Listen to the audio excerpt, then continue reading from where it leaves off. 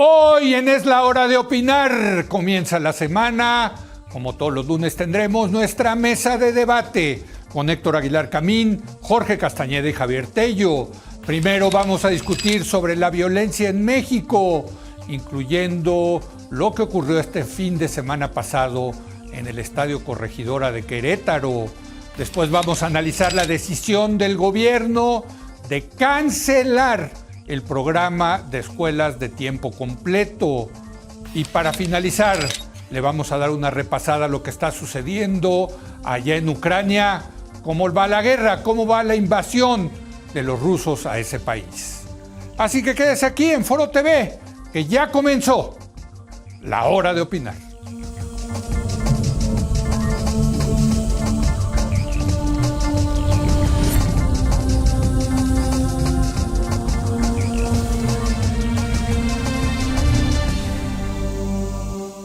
Muy buenas noches. En México estamos en una clara espiral de violencia. Lo vemos en las calles, contra las mujeres y las niñas, en las redes sociales, contra los periodistas. Y aunque no es algo nuevo, ahora hasta en los estadios, como ocurrió este fin de semana pasado en el Estadio Corregidora, allá en Querétaro, donde las barras de aficionados de ambos equipos, los Gallos y el Atlas, se enfrentaron dejando varios heridos y poniendo en riesgo a cientos de familias.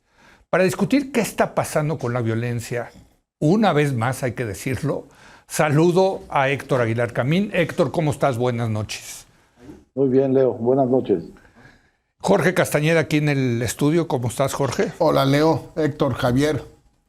Javier Tello, ¿cómo estás, Javier? Buenas noches. Leo, muy buenas noches. Jorge, Héctor, muy buenas noches. Bueno, pues vamos por no sé cuántas ocasiones que en estos 12 años de opinar hablamos de la violencia. ¿Hay algo nuevo, Héctor? ¿Algo viejo? ¿Cómo ves?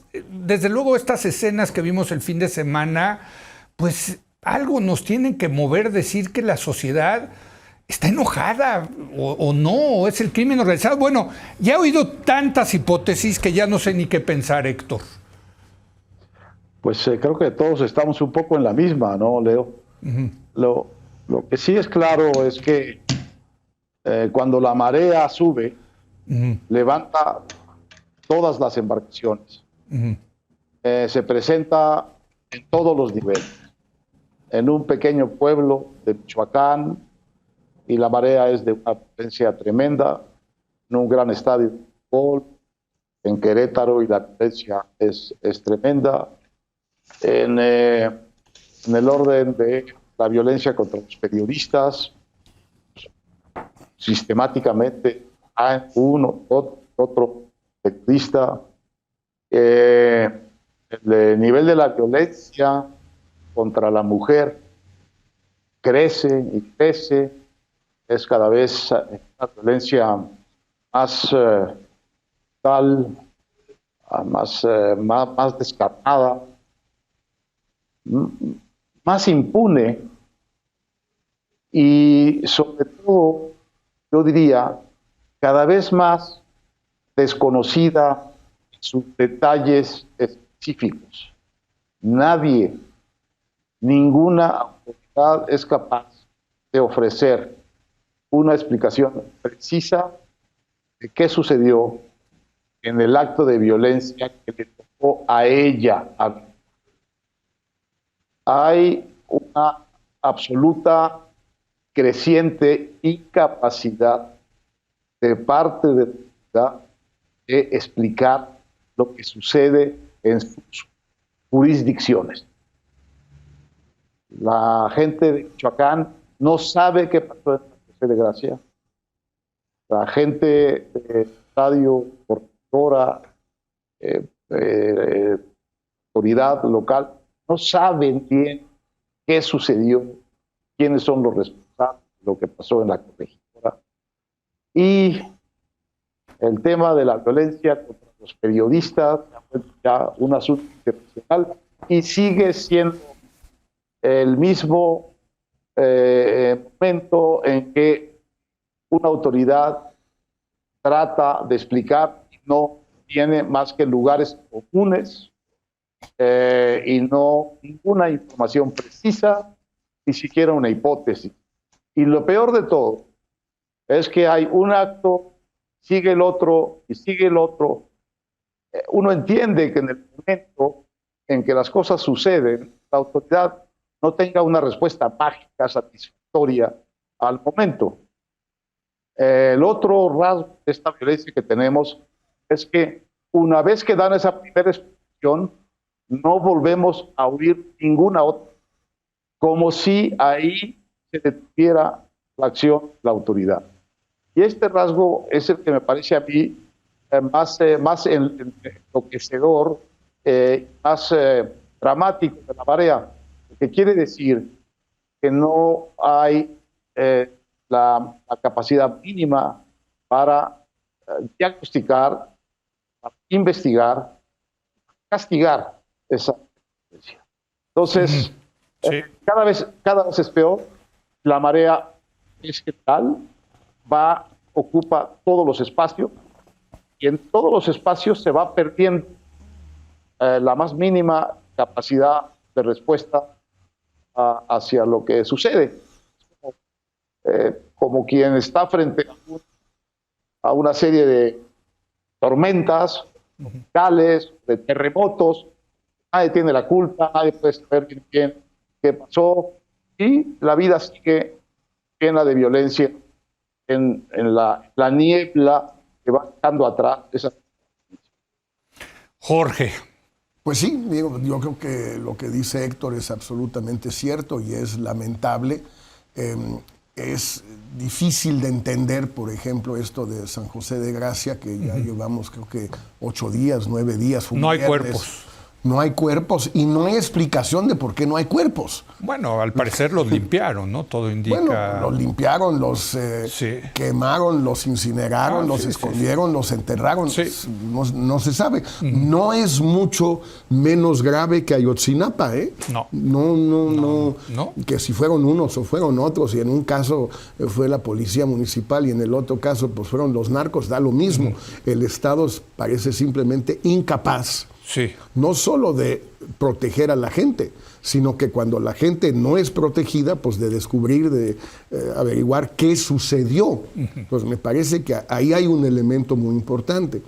Otro elemento muy importante es que la Guardia Nacional, que por lo menos en mi opinión no era una mala idea, es decir, a la larga crear una Policía Nacional civil o militarizada me da más o menos lo mismo, que sustituyera a las policías municipales y estatales, que son básicamente inútiles. No está funcionando.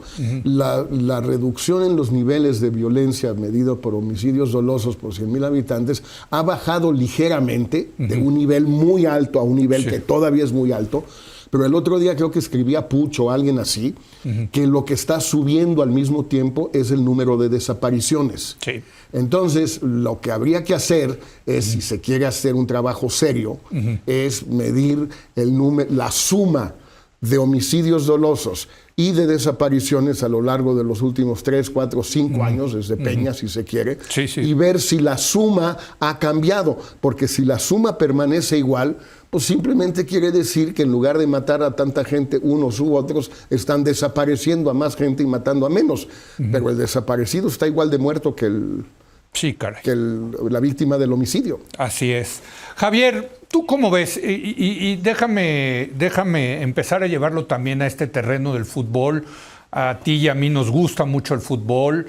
Es un deporte que, por lo menos en México, era familiar. En otros lados no, por cierto, ya no.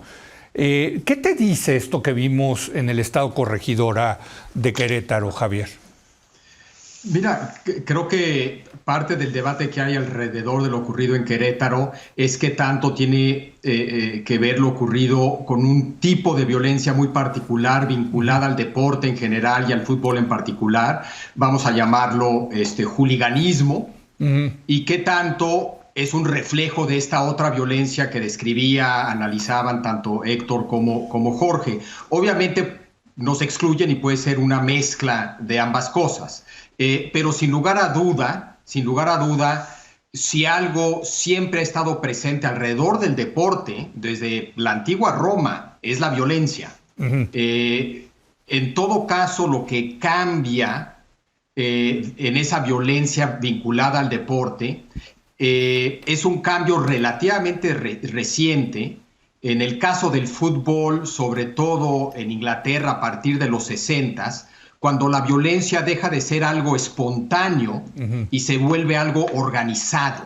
O sea, la violencia que siempre se había dado en el fútbol, por ejemplo en Inglaterra históricamente, era relativamente espontánea y era en contra de los jugadores y o el árbitro. Alrededor de los 1960s se vuelve una violencia organizada y entre fans, ya no en contra de los jugadores y el árbitro, sino entre los dos bandos de seguidores de los dos equipos. Y es una violencia organizada. Si lo que ocurrió en Querétaro tiene que ver con ese muy particular tipo de violencia, hay mucha experiencia en Europa y en otras partes de cómo tratar de contener, prevenir, mitigar ese tipo de violencia. Que podríamos seguir esas estrategias aquí en México en los estadios de fútbol. Te doy un ejemplo muy obvio. En Inglaterra algo que hicieron muy rápidamente es pusieron asientos en los estadios. Antes, como tú sabes, todo el mundo estaba parada y eran planitos. Entonces era muy posible que se fueran corriendo de un lado para otro. Si pones asientos de concreto, se complica ese tipo de estrategias de cargadas, etcétera, etcétera. En fin, hay mucha experiencia manejando el tipo de violencia alrededor del fútbol. Si lo que vimos en Querétaro es eso, pues hay que aplicar lo que ha funcionado en otros países. Pero no es nada nuevo, incluso tú y yo hemos debatido este tema. Hace exactamente 8 años hubo también un incidente de enorme violencia en Guadalajara, creo. Así es. Y entonces no es nada nuevo. Si eso es de lo que estamos hablando, hooliganismo. Si es un tema de una violencia más extendida, y no se excluyen, obviamente, puede estar mezclado, pues entonces ese problema sí es un problema que nos ha rebasado por completo. Sí, porque... absolutamente por completo. Porque lo que pasó con estas famosas barras en Argentina es que se convirtieron en grupos del crimen organizado, que extorsionan incluso a los propios jugadores, ¿no? Hay información, ¿no? Entonces, el traer el modelo de las barras a México, pues se corre el riesgo de que también aquí acaben siendo, pues más que hooligans, otros como si nos faltaran grupos más del crimen organizado, ¿no? Bueno, pero y también lo que vimos en esos videos horribles es cómo la policía, es decir, los 3 niveles que estaban ahí, según el gobernador, los privados del estadio y los municipales y los estatales, según el gobernador Curi, pues no pudieron con el paquete. Ahora él dice que eran muy pocos. Pues muy pocos, ¿para qué? Muy pocos, si sabes que va a suceder eso, pues son muy pocos. Muy pocos para un partido de fútbol, digamos, amable, sin violencia, pues no sé si eran muy pocos o no, no tengo idea yo cuántos policías necesitas. Lo que sí es un hecho es que los policías privados, municipales y estatales en este país no sirven de nada. Y el que quiera seguir sosteniendo que sirven de algo, los que están en los aeropuertos y que dicen que te revisan, los que están de la bancaria industrial, Viruta y Capulina dando vueltas por la Ciudad de México, todos esos. Seas así. ¿Cómo que no? Pues bueno, pues son héroes del folclore mexicano. A ver, no puede ser. No sirven de nada. Entonces, pero la Guardia Nacional tampoco vino a resolver eso. Pero por lo menos existe y podría empezar a funcionar. En muchos estadios, en Francia, en las copas europeas, en Italia, hay policía de ese tipo, nacional, lo de los CRS en Francia, etcétera, que son los que dan cierta seguridad en los estadios. Estos cuates, ¿no vieron al que estaba hablando por teléfono? Estaba cotorreando ahí por teléfono con la novia, o vete a saber con quién, con su mamá. El problema de la Guardia Nacional, Héctor, es que ha subido, se ha incrementado el número de elementos de la Guardia Nacional, pero los mueven de un lado a otro conforme hay crisis, ¿no? Entonces, el otro día un gobernador se quejaba que su estado iba bien, pero mandaron a no sé cuántos de la Guardia Nacional a ese momento a Quintana Roo, que se puso al rojo vivo, y se le empezó a descomponer el estado, Héctor. Mira, el tema con la Guardia Nacional es que sabemos que existe, pero yo no la veo.